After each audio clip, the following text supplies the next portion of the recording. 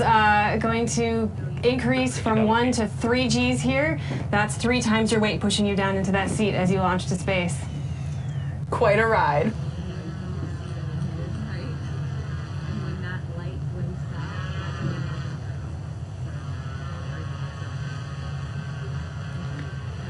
We're nearing 2 minutes of boost, about 2 minutes into our mission. So our next big milestone here is main engine cutoff, where that BE3 engine will temporarily terminate.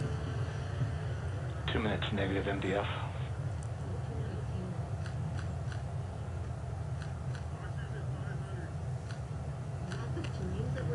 Yeah. 10 seconds to MECO. 150,000 feet.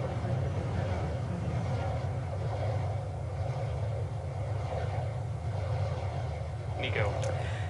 There it is, that MECO, or main engine cutoff. Our vehicle is now coasting at 2,000 miles per hour. Coming up here soon, we'll have the separation of the crew capsule from the booster. And what do we have there, Alice? On the bottom of our screen, we have our 0G indicator. 250,000 feet.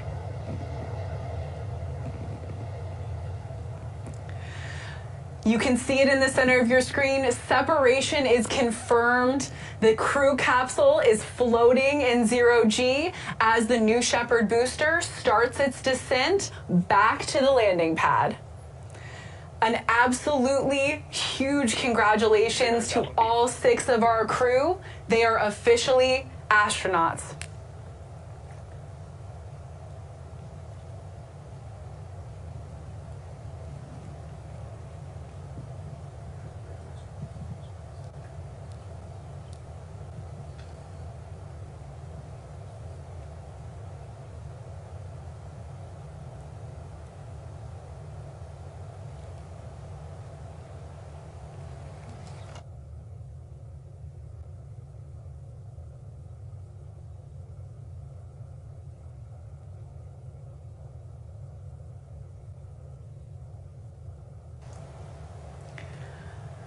Wow, I cannot imagine what our 6 astronauts are experiencing. They're seeing the curvature of the Earth from space, maybe doing a backflip or 2. You know, I can't confirm that right now, but that maybe is what I would be doing.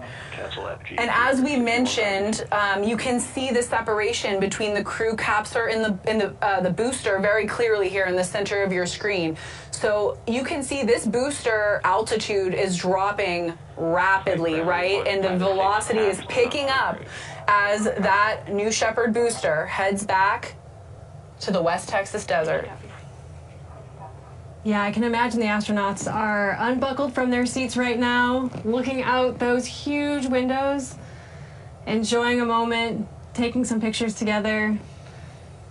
The crew usually has something choreographed before the flight, so they know what they're doing up there, and I'm sure it's just a phenomenal moment they're all having together. I feel like Mark and Sharon on board are, you know, the astronaut experts, right? They're professionals here now on their second flight. They're the tour guides. Yes, yes.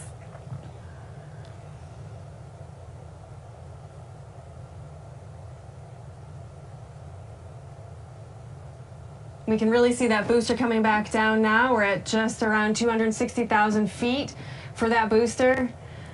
Yeah, and Alice, that booster lands about 2 miles north of where it took off from on our landing pad. At about 5.5 minutes here into the mission, the booster screaming back down to Earth, and our astronauts enjoying 0G. So far today, we're seeing a perfectly nominal flight.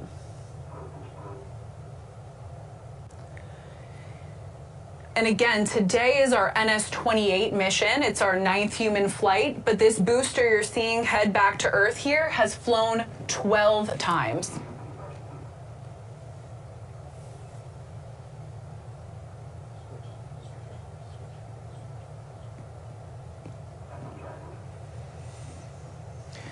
You see that booster altitude is at about 80,000 feet.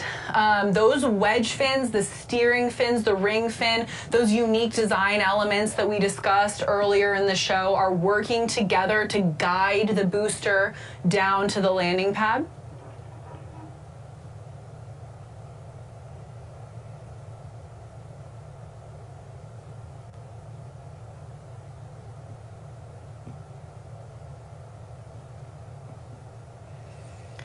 Soon here we'll hear that sonic boom. There go the brakes. Our speed will start pretty rapidly decreasing here. Standing by for that BE3 engine relight.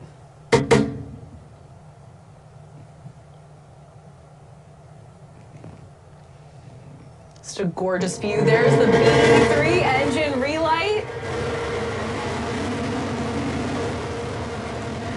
The landing legs deployed, the West Texas dust in the air.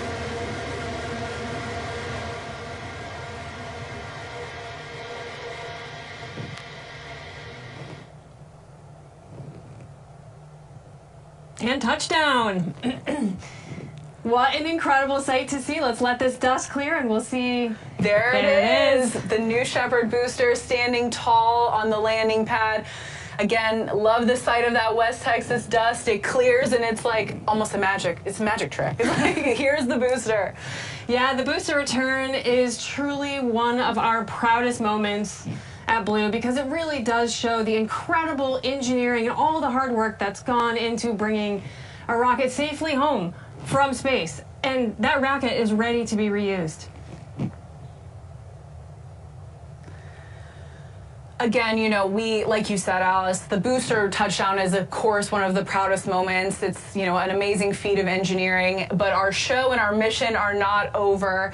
As we mentioned before, you know, the shape of that crew capsule causes it to descend significantly slower, of course, than the booster here. So our astronauts at this point are buckled into their seats. They're headed back down, and we'll check in with them shortly.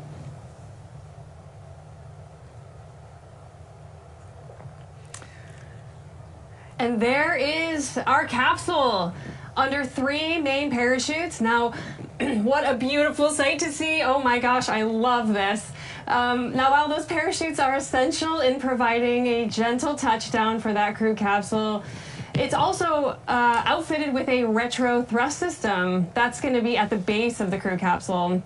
You'll see that fire here shortly, just moments before touchdown. Yeah, and Alice, when that capsule is just about to land, it's only like 1 or 2 miles per hour. So, you know, the combination of the 3 main parachutes with that retro thrust system you just explained really bring it down for this nice, soft touchdown.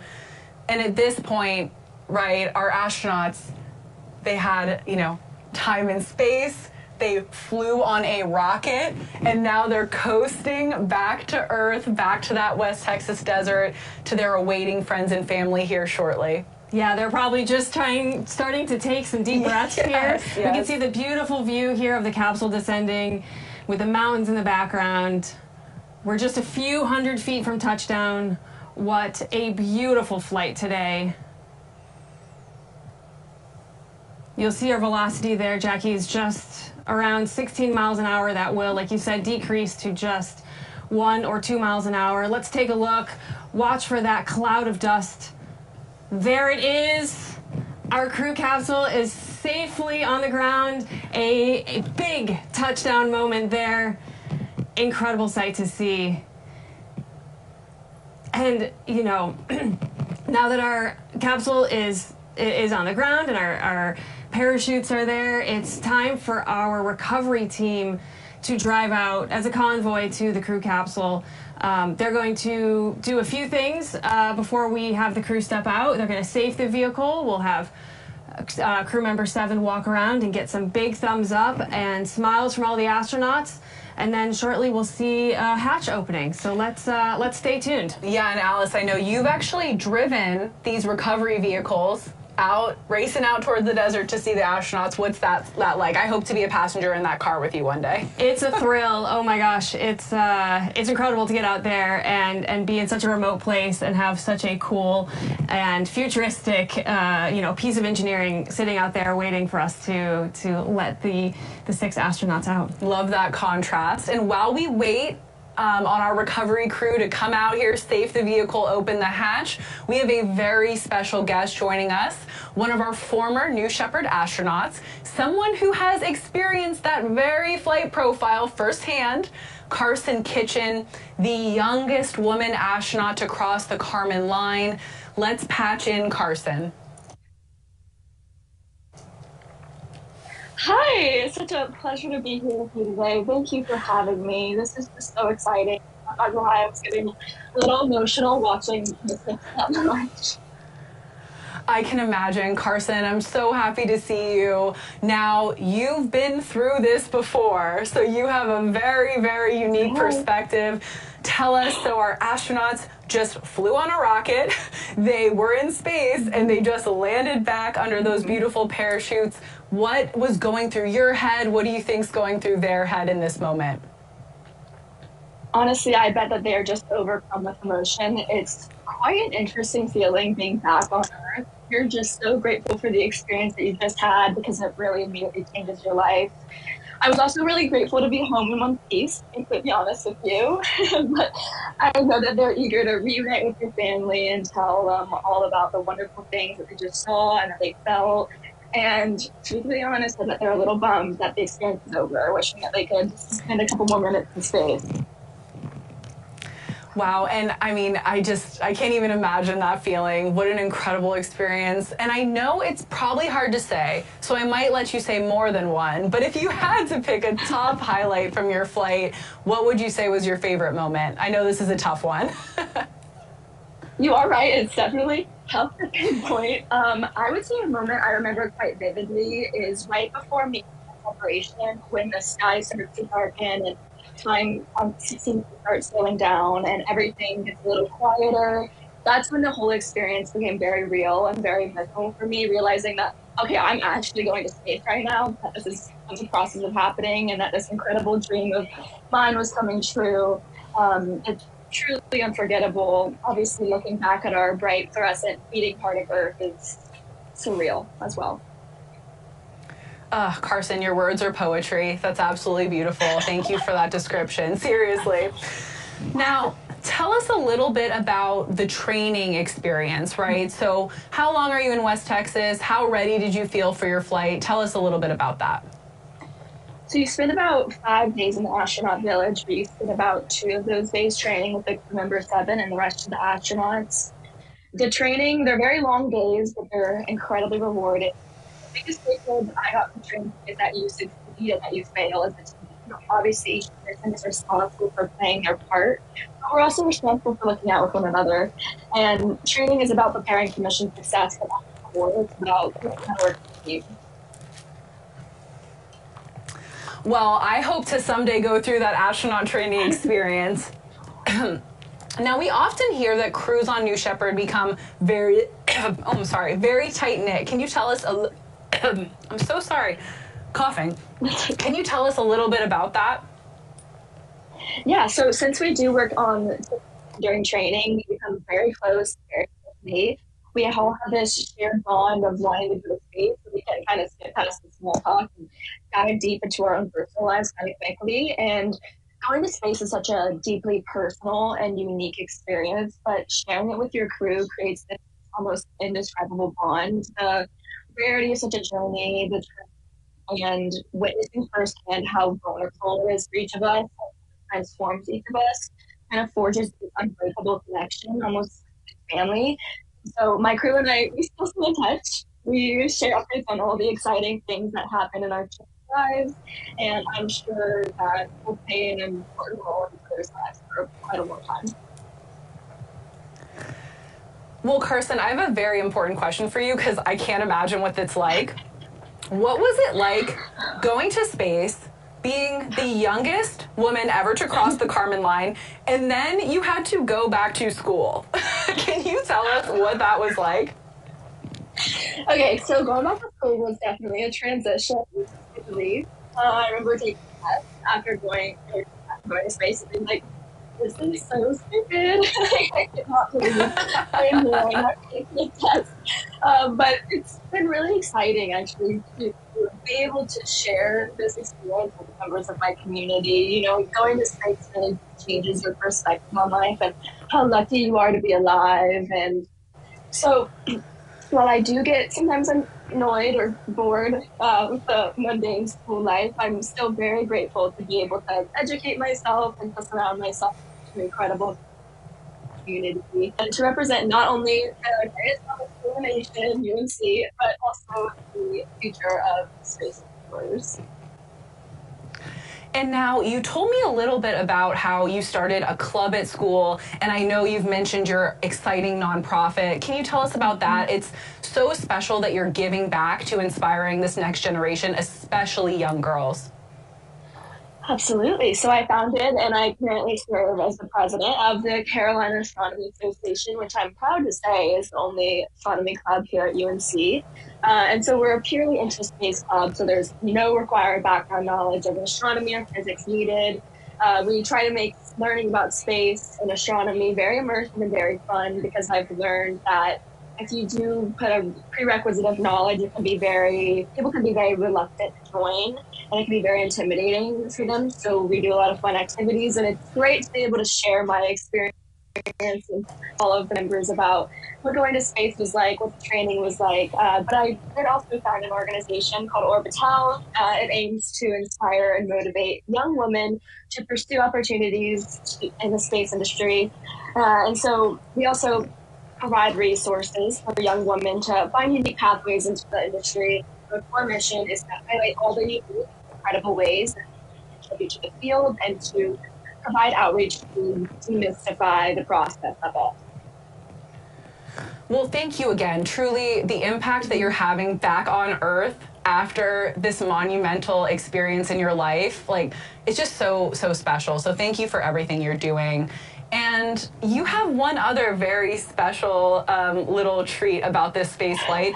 You and your dad, Jim, both flew on New Shepard. So what is it like, this father-daughter astronaut duo? Like, I imagine, like you said, you're probably the coolest family in the neighborhood. Tell me about that.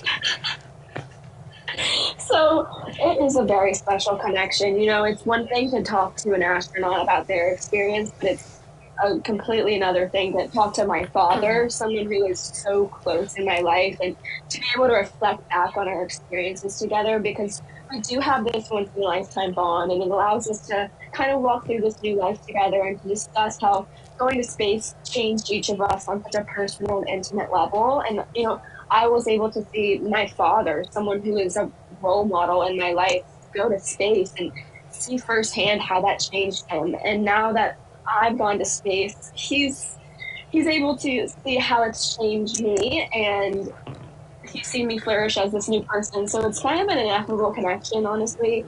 But I'm sure that Mark and Aaron also understand that connection. But needless to say, we're definitely going to have a very interesting Thanksgiving this year.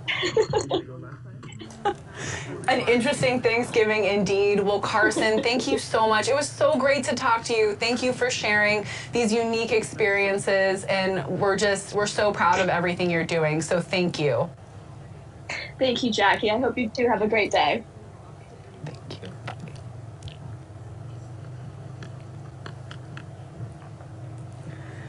So Alice, the stairs are out.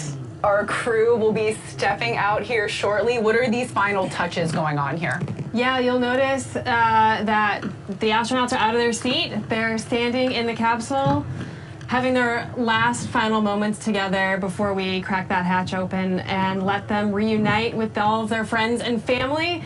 What you're not seeing behind the camera are all of those friends and families lined up waiting to give hugs and kisses and maybe a few tears to their loved ones. Right there you'll see CM7, crew member 7, Sarah Knight, making sure the stairs don't wiggle too much.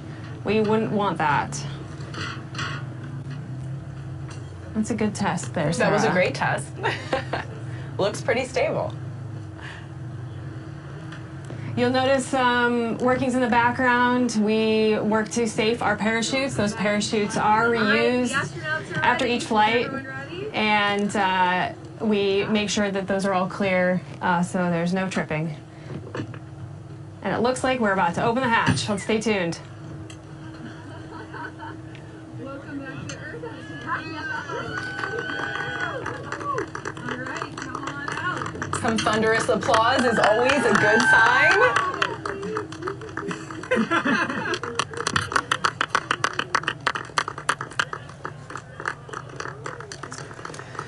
Welcome back to Austin. Welcome back again to Mark. Oh, that's a pretty unique flag. A second spaceflight flag is a small and elite group.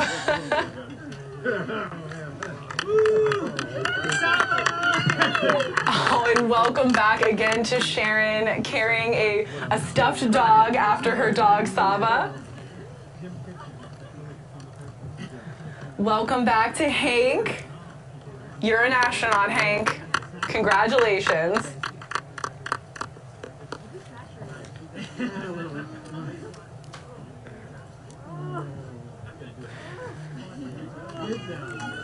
Welcome back to JD, astronaut JD Russell.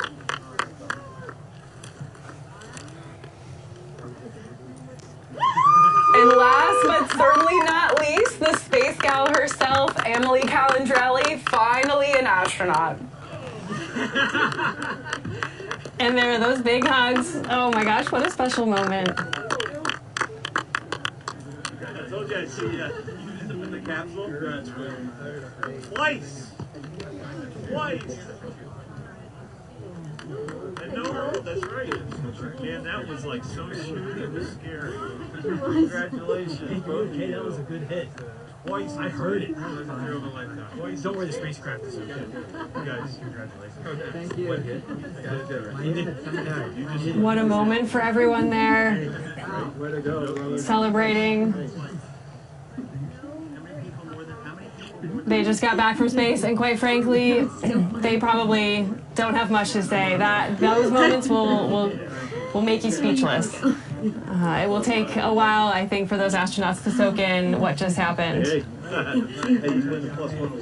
And I think one really special thing we heard about all these astronauts is that they are so philanthropic, they inspire the next generation, and I'm sure that this experience they're going to give back and I share. was like counting down to Miko. I was like, let us get to Miko. Come on, go on, go on, go on, go on. And when we got to Miko, I was like, boom, I'm not scared anymore. That kick in your pants from separation is wild. It is wild. I had to tell my brain, like, this is normal, this is expected. It's supposed to be a kick in the pants. Oh my gosh. And we got to weightlessness. I immediately turned upside down and looked at the planet, and then there was so much blackness. There was so much space. I didn't expect to see so much space. And I kept saying, like, that's our planet. That's our planet. It was the same feeling I got when my kids were born. And I was like, that's my baby. That's my baby. And I, like, had that same feeling where I'm, like, seeing it for the first time. It was beautiful. It was beautiful. It's incredible. Yeah. Oh my God. Thank you. Yes. Thank you. We did it. We did it. We did it. We did it. We did it. We did it. We did it. We did it. We did it. Oh, man. I'm the 100th woman in space. You're the 100th woman in space. Oh, what a ride. What a ride. Amazing. Whew. So when do you come down from this? Like months later, years later? I don't know, you'll have to tell me. Yeah. Oh, wow. That is crazy. Thanks, Emily. I love you. For sharing it with us. Thank you. Wow.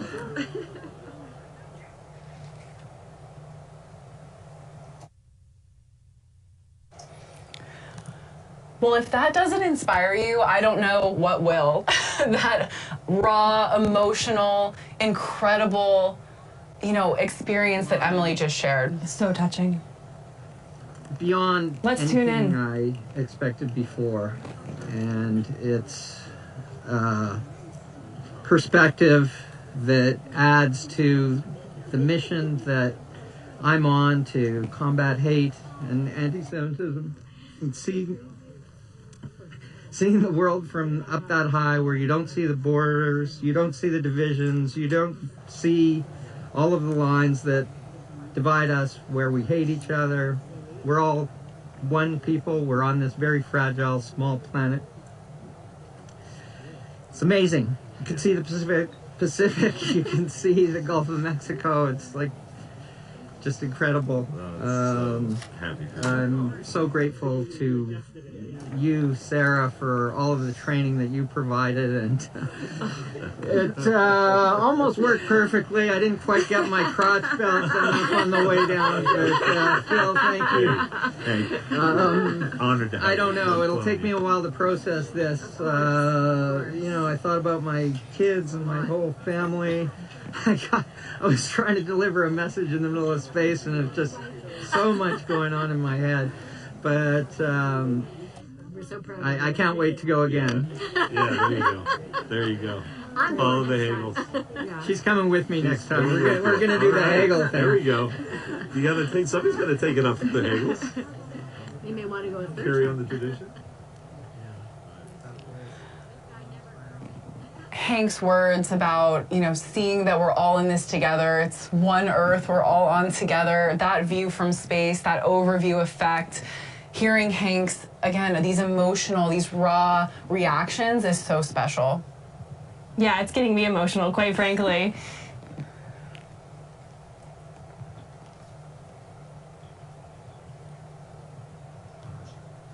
It was great. It was amazing. Yeah. I didn't get sick, so I'm very thank you for all that training. You're welcome. How was the view? The view is amazing, and I can tell you, there's really nothing ever in the world like going into space. When you cross that Kármán line, as you come up to it, you really see nothing, and then you're into nothing, and the stars are going, and it's beautiful. Yeah. That's awesome. Well, thanks for coming and flying with us. Thank you for all the work and the training. I really Of course, appreciate it. of course. You did a great job on this. It's been a pleasure. The pleasure's all mine. Thank you.